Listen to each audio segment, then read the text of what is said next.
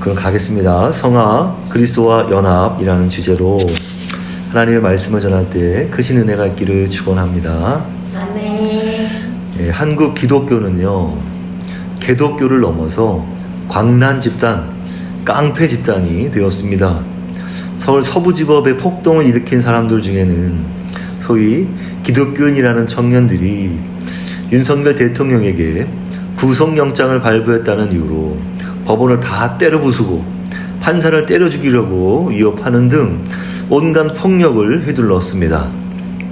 안타깝게도 우리 교회도 회개해야 하는 것은요, 이번 폭동 사건에 일반인이 책임이 없다고 말할 수는 없기 때문입니다.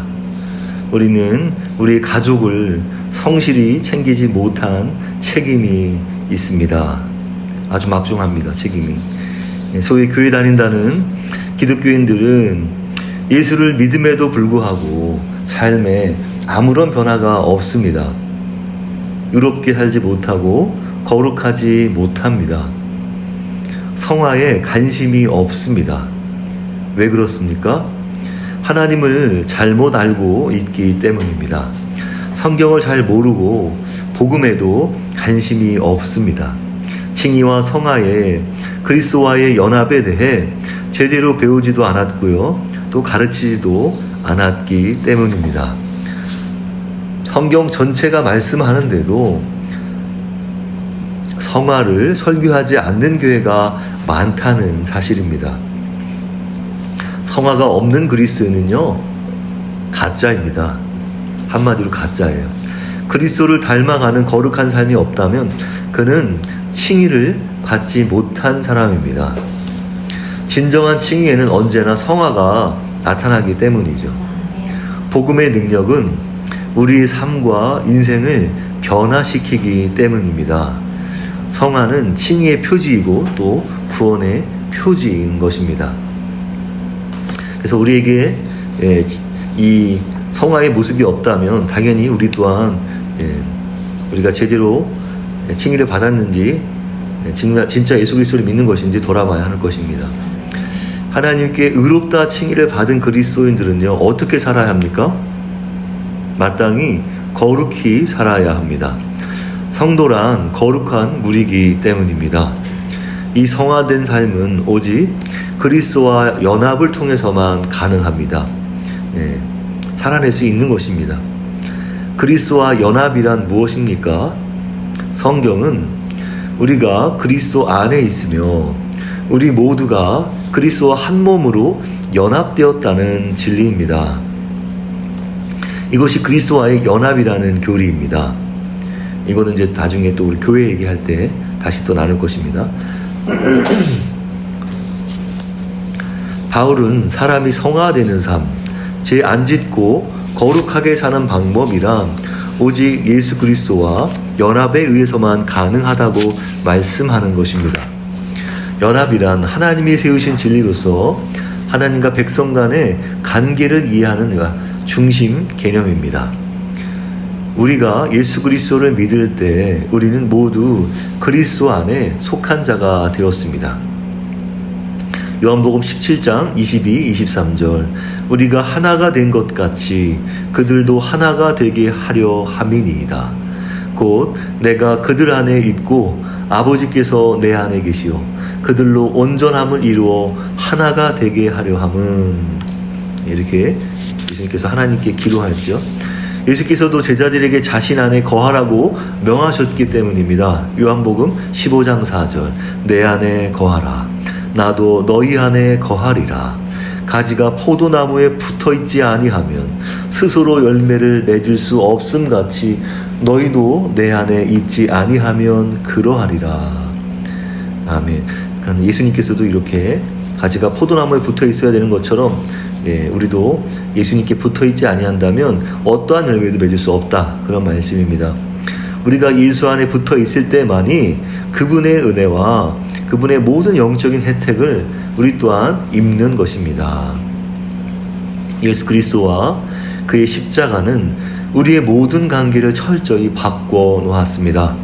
하나님에 대한 태도뿐 아니라 우리 자신에 대한 태도도 바꿔 놓은 것입니다.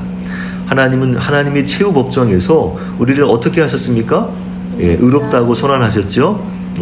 우리는 사형 선고를 받아 죽어 마땅한 우리가 예수의 십자가 대속의 죽음을 믿는 것만으로 속량함을 받은 것입니다. 그리고 사형을 면제받은 사람이 되었습니다.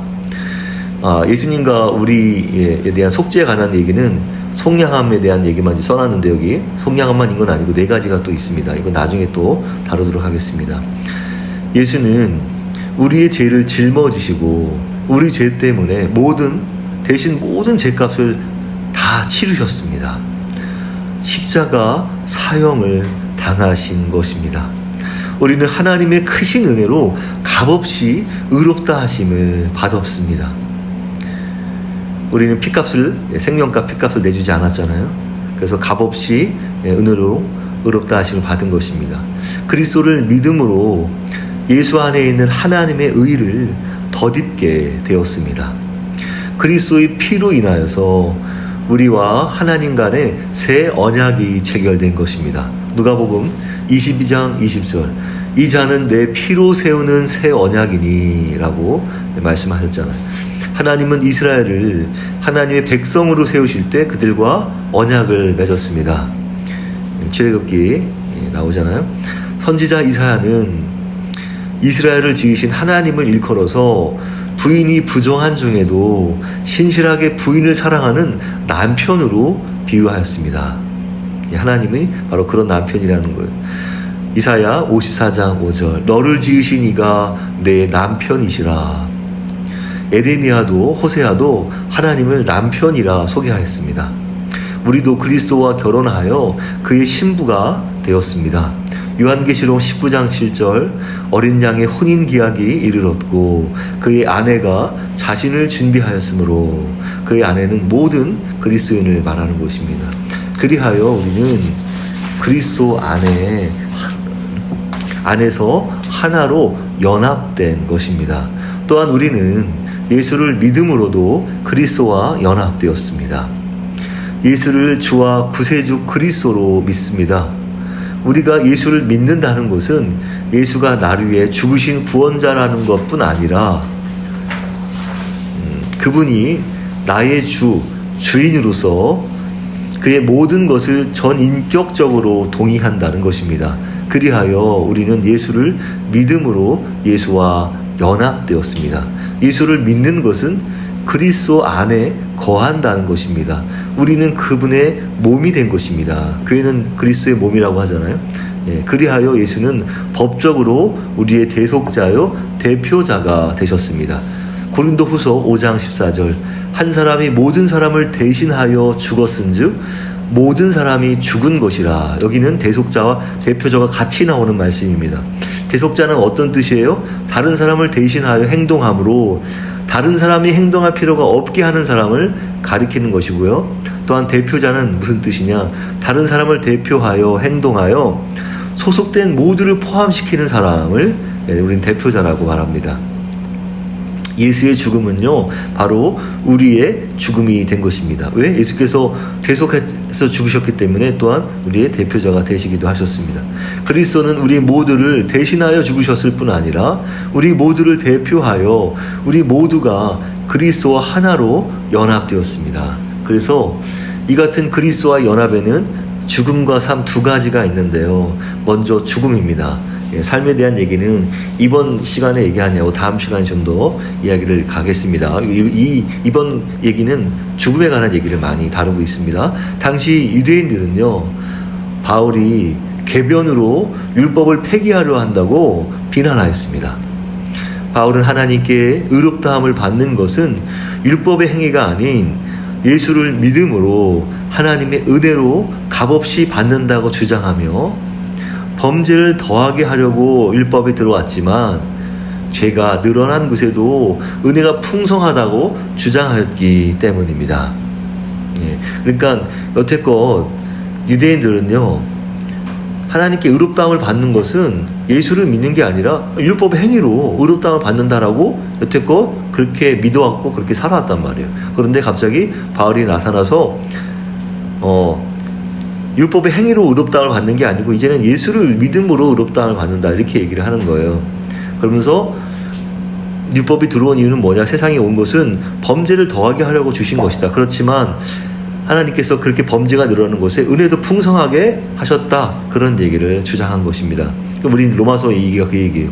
그러자 그들은 뭐라고 얘기하냐 하면 이런 얘기를 합니다. 그들은 다시 죄를 지어도 은혜로 용서를 받을 것이니 내가 죄를 지으면 지을수록 하나님이 나를 용서하시기 위해서 더 많은 은혜를 베푸실 것이고, 그렇게 은혜가 더 풍성하려면 내가 계속 죄를 지어야 하는 게 아니냐, 그렇게 바울에게 비아냥된 것입니다. 예, 비아냥 수준이에요, 이 얘기는. 그러니까 바울의 얘기는 죄가 많은 것에 은혜도 풍성했으니 그럼 내가 열심히 더 죄를 더 지어야 되겠네? 그럼 은혜가 더 풍성할 거 아니야? 이제 이런 얘기인 것이죠.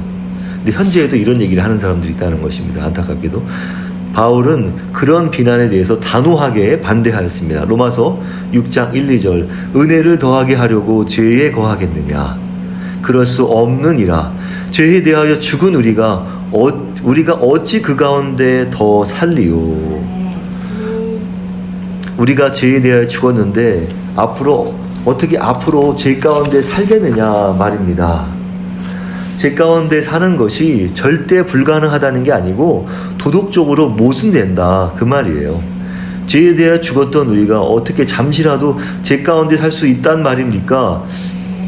이렇게 이제 되묻는 거예요. 그럼 우리 이런 질문이 떠오르는 거죠. 죄에 대하여 죽었다니 우리가 어떻게 죽었단 말인가?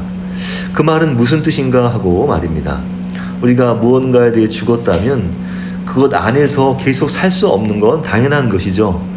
바울은 그들의 비난에 대해서 그리스도와의 연합된 죽음으로 죄에서 우리는 다시는 짓지 않는다, 하나님께 의롭다함을 받을 수 있다는 얘기를 이제 설명하는 거예요. 그러니까 이 로마서 6장 1, 2절 되게 중요한 얘기입니다. 그러니까 이 전체 말씀에 동기가 되는 이야기인 거죠.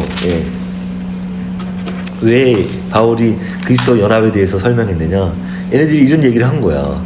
그럼 계속 죄 지을 거 아니냐. 근데 바울은 말도 안 되는 소리다 하면서 그 얘기를 이제 하기 시작합니다. 보겠습니다. 그럼 우리는 언제 죽은 것입니까? 우리가 세례 받을 때입니다. 세례가 그렇게 중요한 거예요. 그래서 로마서 6장 3, 4절 우리 그리스도 예수와 합하여 세례를 받은 우리는 그의 죽으심과 합하여 세례를 받은 줄을 알지 못하느냐. 그러므로 우리가 그의 죽으심과 합하여 세례를 받음으로 그와 함께 장사되었나니.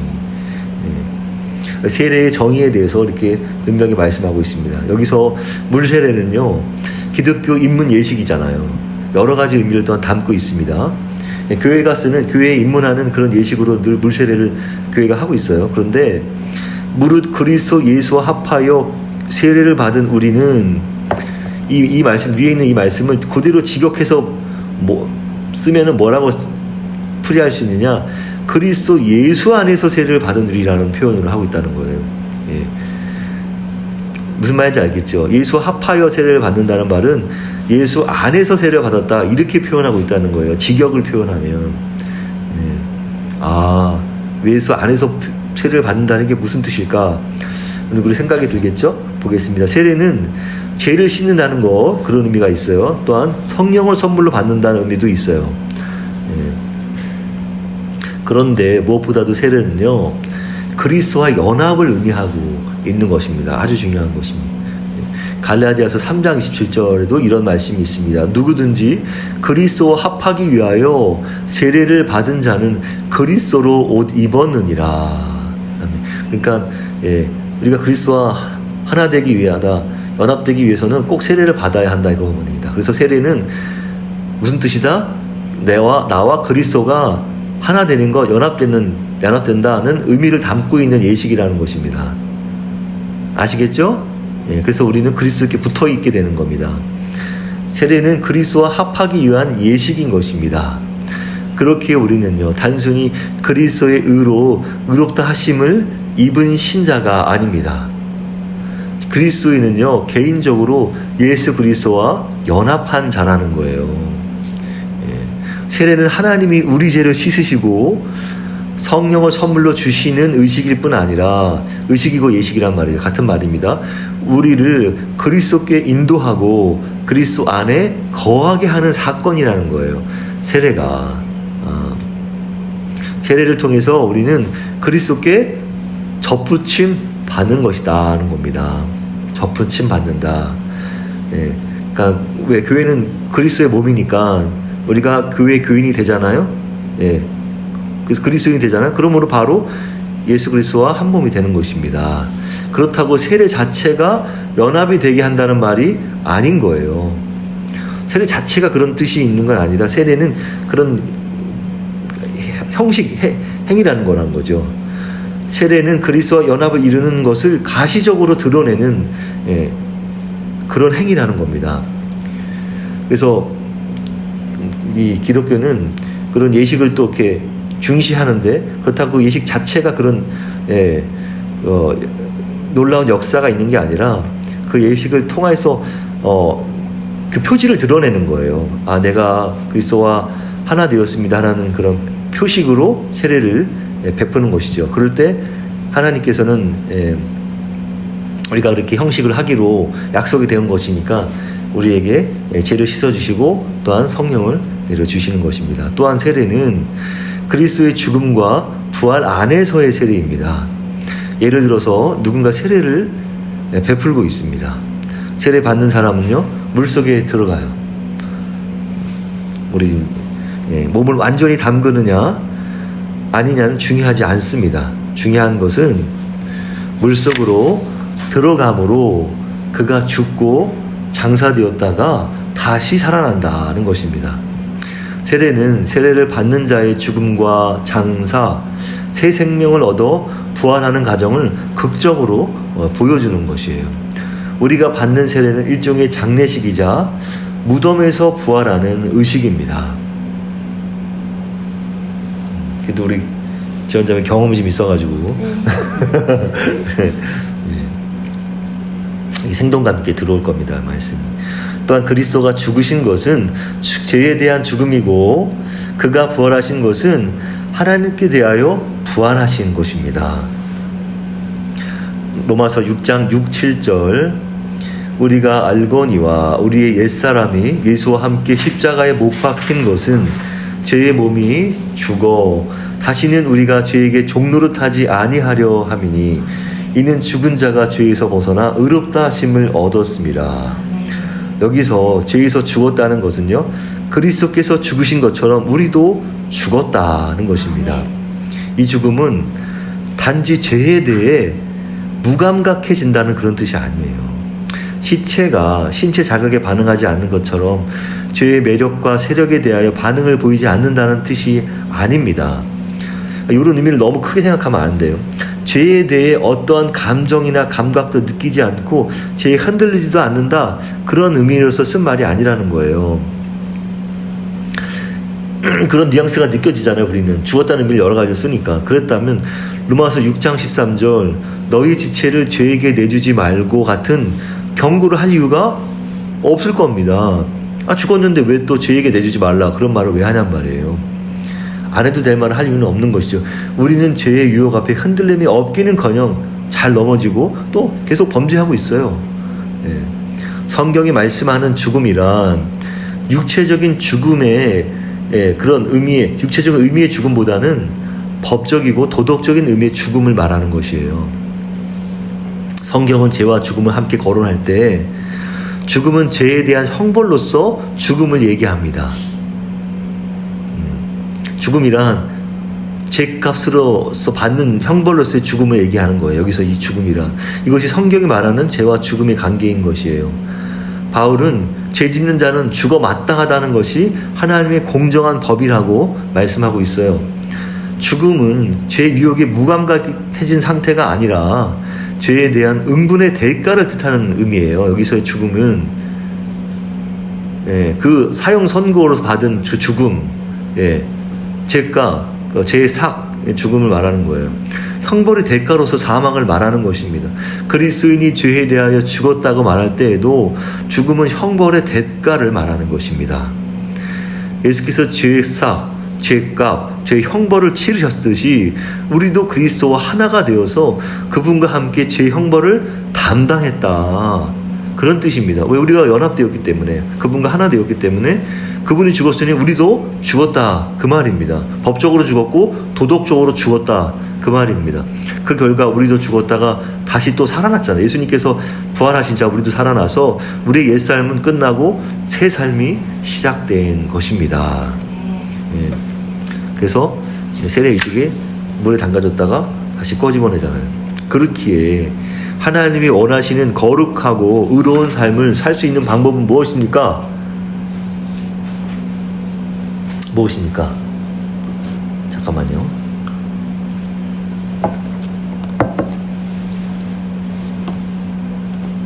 로마서 7장, 로마서 6장 6, 7절. 우리의 옛사람이 예수와 함께 십자가에 못 박힌 것은 죄의 몸이 죽어 다시는 우리가 죄에게 종노릇하지 아니하려 함이니 이는 죽은 자가 죄에서 벗어나 의롭다 하심을 얻었음이라. 이렇게 이해되는 겁니다. 여기서 죽은 자가 죄에서 벗어나는 건 뭐예요? 죽었기 때문에 의롭다 하심을 얻은 것입니다. 그러니까 진짜 죽음으로 이해해야 되는 거예요. 법적인 죽음, 도덕적인 죽음. 우리 옛사람이 그리스도와 함께 십자가에 죽었다는 사실을 인정하고 죄의 몸을 멸하여서 우리가 다시는 죄의 노예가 되지 않는 것입니다. 죄의 종노, 이거 되게 중요한 겁니다. 이거 더 중요해요. 죄의 종노릇 하는 것은 우리의 정욕입니다. 정욕이란 의미를 이해하셔야 됩니다. 예? 우리 정욕이 있어요. 우리 안에 탐심, 욕망 이런 것들이 있단 말이에요. 그러면 우리는 어떻게 벗어날 수 있을까요? 우리는 먼저 죄의 몸을 멸해야 합니다. 죄의 몸 중요합니다. 죄의 몸은 인간의 몸을 그냥 말하는 게 아니에요. 성경은 이 몸을 비하하지 않습니다. 그건 이제 이원론적인 그 잘못된 그 그리스헬라적인 그런 가치관이거든요. 여기서는 인간의 몸을 말하는 게 아니라 죄된 자, 타락한 본성을 말하는 거예요. 이거 아주 중요합니다. 죄된 자, 타락한 본성. 여기서 멸하다는 뜻은 없애다, 멸종시키다는 말이 아니에요. 그럼 없앨 수 없는데 어떻게 없애겠습니까? 쓸모없게 만들다, 힘을 빼앗다는 그런 의미예요. 그래서 마귀를 멸하라 하신다 그런 말씀이 성경에도 있는데 거기서 말하다는 것은 진짜 없앤다는 얘기가 아니라 힘을 쓸 수 없게 만든다, 힘을 완전히 빼앗다 그런 뜻인 거예요. 그래서 마귀가 사라지지 않은 것처럼 우리의 본성도 없어지지 않았어요. 예수 그리스도를 믿어도 의롭다 하시는 입어도. 하나님의 목적은요, 새 사람이 옛 본성의 지배를 깨트려 힘을 쓰지 못하게 하는 것입니다. 우린 새 사람이 됐단 말이에요. 의롭게 칭함을 받았잖아요. 칭의를 얻었잖아요. 그 새 사람이 된 거야. 그리고 우리 안에 그 사람이 힘쓸 수 있는 새 본성을 주신 겁니다. 그거 새 본성 얘기는 또 로마서 7장에서 다루고 있는데, 이제 그 새 본성에 대한 얘기는 제가 안 썼어요. 다음엔 7장 다룰 때 나중에 이제 할 얘기라서. 하나님의 목적은 새 사람이 옛 본성의 지배를 깨트려 힘을 쓰지 못하게 하는 것입니다. 왜? 우리 안에 옛 본성이 항상 있어요. 그래서 이 새 본성과 옛 본성이 싸우는 건데, 그 새 사람은 사람 전체를 말하는 거기 때문에 얼마든지 옛 본성의 지배를 깨트려서 힘을 쓰지 못하게 할 수 있는 것입니다. 이것은 옛 본성의 지배력을 무력화시키는 거예요. 기세를 꺾는 거예요. 이제 지금 뭐 윤석열이 힘을 못 쓰는 것처럼 그렇게 무력화시키는 겁니다. 좀 더 실감이 나죠. 윤석열이 지금 정지되어 있잖아요. 지배력을 좀 무력화되어 있단 말이에요. 완전히 무력화시켜야 됩니다. 그 죄의 기세를 꺾는 일이에요. 우리의 죄된 본성이 힘을 쓰지 못하게 하여 우리가 다시는 죄의 종이 되지 않게 하려는 것입니다. 이미 우리가 칭의를 받음으로 인해서 이미 기세가 꺾였단 말이에요. 꺾여더라도 얘네가 다시 힘을 쓸 수 있어요. 어떻게? 우리 안에서 우리가 죄를 편들어줘. 죄의 군림하는 것을 허용하면 그래요. 그런데 그래서 허용하면 안 된다는 얘기입니다. 제 편도 들어주지 말고 제가 군림하는 것을 허용하지 말라는 것이에요. 자꾸 다시 살려주지 말란 말, 길을 살려주지 말란 말이에요. 왜? 제 지배력과 영향력이 커지는 꼴이 되기 때문인 것입니다.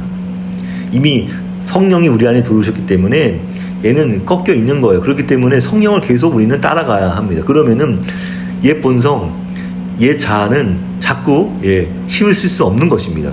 지배력을 우리 모든 것을 지배하지 못하는 것이에요. 성령이 그래서 인도함을 받아야 하는 것입니다. 그 얘기는 다음에 이제 할 것인데요. 여기서 오해하지 말 것은 옛사람은 옛 본성이 아니라 옛사람은 거듭나기 전 예수 믿기 전 사람을 말합니다. 그 사람은 여전히 우리 안에 있단 말이에요. 거듭나기 전에 내 자아, 내 전 사람이 우리 안에 있어요. 그래서 옛 삶이란 옛 사람의 삶을 말하는 거예요. 우리 옛 사람의 삶이 있었단 말이죠. 그것을 조종하는 건 우리 옛 본성이란 말이에요. 옛 본성은 우리 안에 타락한 본성을 말합니다. 그래서 우리는 옛 사람이 그리스도와 함께 죽은 것입니다. 그러니 옛 본성도 죽은 것이죠. 그 인격 전부가 죽은 것입니다. 그 죽었다고 우리는 늘 받아들여야 되는 것. 우리가 죄에서 의롭다 하심을 얻는 유일한 길은 죄의 삭을 치르는 것밖에 없는 거예요. 죄의 형벌을 받지 않고서는 죄에서 벗어난 도리는 없는 것이에요. 그냥 죽은 거예요. 그냥. 그런데 그리스도께서 죄값을 치르셨기에 우리는 죄에서 의롭다 하심을 얻게 된 것입니다. 우리에게 주어진 이 삶은 완전히 새로운 삶인 거예요. 옛 삶은 끝났어요. 우리는 옛 삶에 대해 죽은 것입니다. 십자가에 못 박혀 죽었어요. 예수님과 함께 한 몸이 되어서 연합되었잖아요. 죽음으로 죄값을 치렀고 이로써 의롭다 함을 입었단 말이에요. 하나님으로부터. 우리는 우리를 그런 사람으로 여겨야 합니다. 그래서 이게 분명히 약간 되게 그래서 중요한 거 뭐냐 하면은 이게 중요한 게 우리가 우리 자신을 자존감을 세울 때 다른 거 얘기할 게 없어요. 그 사람의 학력, 그 사람의 잘생김, 그 사람의 세상적 능력 그런 거로 그 사람을 온전하게 할 수 없단 말이에요. 우리를 온전하게 하는 건 뭐냐? 우리를 의롭다함을 입은 사람으로 여겨야 한다는 겁니다. 이게 가장 중요한 인간의 자존감을 세우는 가장 중요한 거예요. 다른 얘기는 할 필요가 없어요. 여긴다는 것은 죽은 것처럼 가장하라는 말씀이 아니라 우리 옛사람, 옛자가 죽었다는 것을 깨닫는 것이에요. 예를 들겠습니다. 결혼한 여자가 결혼 전과 똑같이 살 수 있겠습니까? 아니요. 물론 그럴 수는 있긴 해요. 있긴 하지만 여자는 자신의 왼손가락에 낀 결혼 반지를 보고서 남편과 하나가 되었고 새 삶이 시작되었다는 사실을 늘 인지할 것입니다. 그래서 자신이 그에 걸맞는 삶을 살려고 할 것입니다. 근데 결혼 전에 자신의 모습으로 돌아가려고 하지 않을 거란 말이에요. 나는 결혼했거든. 나는 남편과 하나가 되었거든. 새 가정을 꾸렸거든. 새 삶이 시작됐거든. 새로운 삶을 늘 느끼고 인지하고 경험하고 그래서 그에 걸맞는 삶을 살려고 할 것이란 말이죠. 이전에 결혼하기 전에 자신의 모습으로 돌아가기를 원하지 않을 거라는 것입니다. 우리를 옛생활로부터 끊어버린 것은 그리스도의 죽음과 부활입니다. 그렇다면 우리가 어떻게 다시 옛생활로 돌아가겠다는 생각을 할 수 있단 말인가요? 다시는 돌아갈 수 없다는 사실 때문에 로마서 6장 11절 이와 같이 너희도 너희 자신을 죄에 대하여는 죽은 자요. 왜? 진짜 예수님과 함께 죽었기 때문에 그리스도 예수 안에서는 하나님께 대하여는 살아있는 자로 여길지어다. 하나님께서 예수 그리스도를 부활시키셨기 때문에 우리는 예수님과 함께 부활한 자로 살아있는 것입니다. 우리는 우리 자신을 죄에 대하여는 죽은 자요 그리스도 예수 안에서 하나님께 대하여는 살아있는 자로 여겨야 하는 것입니다. 이걸 늘 평생 이 성화 이거는 아주 우리 기독교인의 아주 핵심적인 진리란 말이에요. 그걸 늘 가슴에, 늘 마음속에, 늘 생각에 자리 잡고 있어야 되는 겁니다. 다른 생각을 할 필요가 없어요. 예. 이것은 자신이 그렇지 못하다는 것을 잘 알면서도 죄에 대해 죽고 하나님께 대해 산 것인처럼, 예, 산 것인 양 보이게 하라는 그런 뜻이 아니에요. 그리스도와 연합된 자로서 살아가라, 그 말입니다. 우리가 그와 연합된 존재라는 것을 안다면 모순되지 않는 삶을 살아야 하는 것입니다. 그렇죠. 우리는 그리스도와 연합된 존재인데 왜 그리스도와 연합되지 못한 삶을 사냔 말이에요. 그렇죠? 이것은 혁명이 아닐 수 없는 것입니다. 혁명인 것입니다. 혁명. 이것은 혁명이다 이렇게 썼지만, 예, 너무 밋밋하게 느껴져서 혁명이 아닐 수 없다 이렇게 이중부정을 했습니다. 칼 바르트는, 예, 제가 전에도 소개했지만 현대 신학의 아버지라고, 예, 별칭이 있는 신학자입니다. 칼 바르트는 이렇게 썼습니다. 예수의 죽음 안에서 신적 심판으로서 시행된 판결은 나는 죄인이며 죄인된 나 자신은 십자가에 못 박혀서 죽었으므로 내 대신 예수께서 행하신 희생과 순종 안에서 나는 멸망했고 다른 존재로 대신되었다, 그 말입니다. 그래서 갈라디아서 2장 20절 말씀, 유명한 말씀 있잖아요. 예. 나는, 예, 그리스도와 함께 십자가 못 박혔나니 하는 말씀 있잖아요. 예. 또한 보겠습니다. 예수께서는 자기를 부인하라 하십니다. 예수님의 요구는 명확합니다. 마가복음 8장 34절, 누구든지 나를 따라오려거든 자기를 부인하고 자기 십자가를 지고 나를 따를 것이니라. 예수께서는요, 제자들에게 해야 할 것을 말씀하셨습니다. 우리도 자신의 십자가를 지고 그분을 따라야 합니다. 날마다 그렇게 해야 합니다. 반대로 어떤 사람이 자기 십자가를 지고 그분을 좇지 않으면, 그분께 합당하지 않으며 그분의 제자가 될 수 없는 것입니다. 왜냐하면 그리스도께서 우리에게 그것을 지고 그분을 따르라 이렇게 명하셨기 때문입니다. 누가복음 14장 27절, 누구든지 자기 십자가를 지고 나를 따르지 않는 자도 능히 내 제자가 되지 못하리라. 그리고 실제 예수님께서 십자가를 지실 때 누가 대신 져줬습니까? 기억납니까? 예, 구레네 사람 시몬이라는 사람이 대신 강제로 이제 십자가를 지게 됐잖아요. 예, 그런 것처럼, 예, 로마 시대 십자가형을 선고받은 모든 단역자는요, 사형 집행 장소까지 어떻게 해야 됩니까? 직접, 예, 자기가 달릴 그 십자가를 지고 가야 했습니다. 누가 대신 져주지 않아요. 당시 그리스 철학자 플루타크는 이런 말을 했습니다. 사형 선고를 받은 모든 죄인은 등에 자기 십자가를 진다 이렇게 썼어요. 그러므로 십자가를 지고 예수를 따르는 것은요, 자신의 형장으로 가는 사형 선고를 받은 사람의 입장에, 놓는 것이에요. 자신을, 내가 십자가를 지금 메고 사형 선고장으로 가는구나, 나는 죽었구나, 그렇게 생각이 안 들겠습니까? 왜냐하면 어깨에 십자가를 메고 그리스도를 따르고 있다면 우리가 가는 곳은 오로지 어디다? 십자가 처형장밖에 없기 때문이에요. 독일 신학자 보네퍼가 말했듯이 그리스도께서 어떤 사람을 부르실 때 그 사람에게 말하길 와서 죽으라 이렇게 명하신다는 거예요. 너 와서 죽어. 예수님께서 우리를 부르시기를 너 나한테 와서 죽어라. 예, 그 말씀이라는 거예요. 예. 우리가 십자가를 말할 때 나에게 마음고생시키는 남편이나 아내를 가리키는 말이 아니에요. 우리 가끔 그런 말 하잖아요. 아유, 내 십자가야. 예, 그건 이제, 서양에서도 이런 말 썼나 봐요. 이거는 성경적인 말이 아닙니다. 그것은 자아의 죽음을 상징하는 말이에요.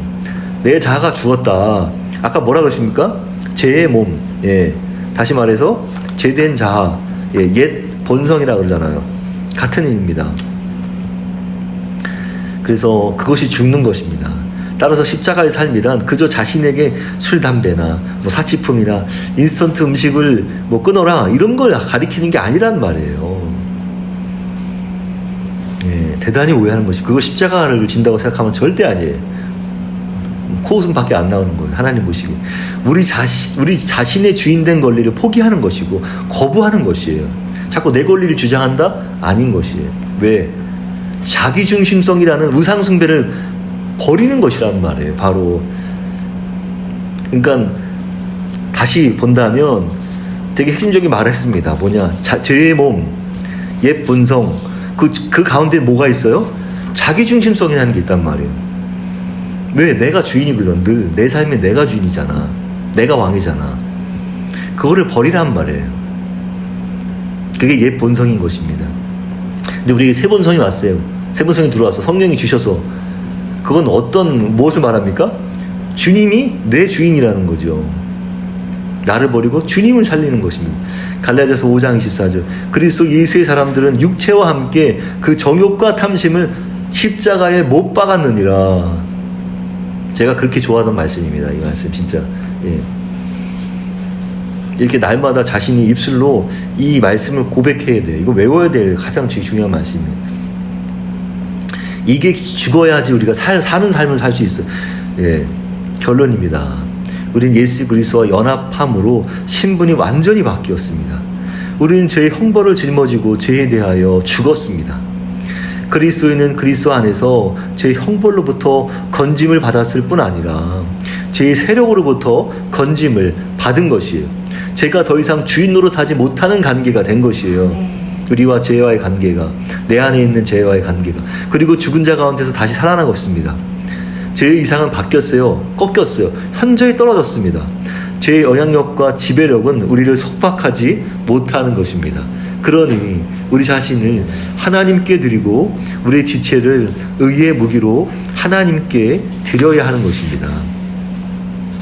우리는 죄의 종이 아닌 의의 종이 되어야 합니다. 죄가 우리 왕이 되지 못하게 하고 하나님이 우리 왕 되어 우리를 다스리게 하라는 것입니다.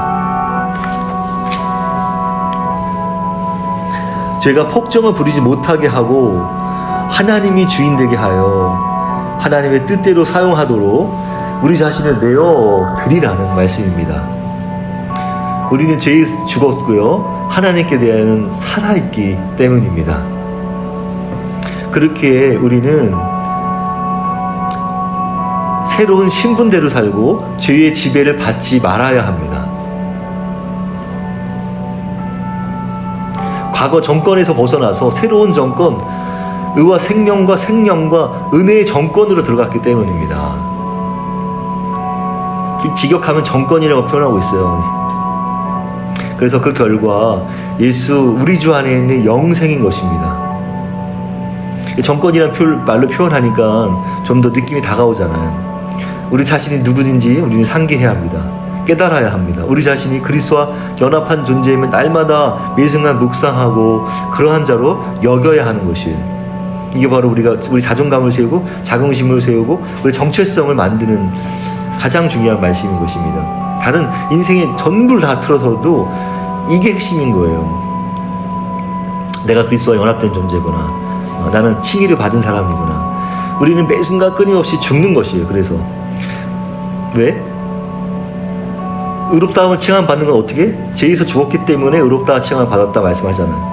그래서 그러므로 우리가 돌아갈 수 없도록 옛삶을 완전히 끊어내는 것이고 새 삶을 전념하게 만드는 것입니다. 그러면 하나님은 아들이 획득한 유익을 우리에게도 나누시는 것이에요. 그분의 능력을 공유하는 것입니다. 하나님은 통치하는 새로운 시대에 새로운 삶, 새로운 피조물이 된 것입니다. 내 삶이 하나님 나라가 임하는 현장이 된 것입니다. 그렇게 사는 저와 여러분 이 하나님께 되시기를 간절히 빕니다. 이 시간 우리 함께 기도하겠습니다. 하나님 성화와 세 가지 기도 제목이 있습니다. 하나님 성화와 그리스도와 연합에 대해서 배웠습니다.